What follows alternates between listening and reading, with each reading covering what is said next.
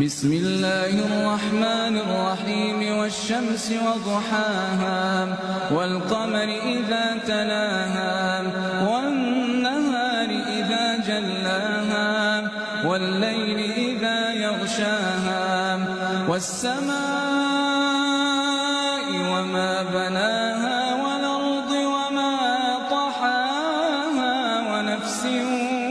وما سواها فألهمها فجورها وتقواها قد أفلح من زكاها وقد خاب من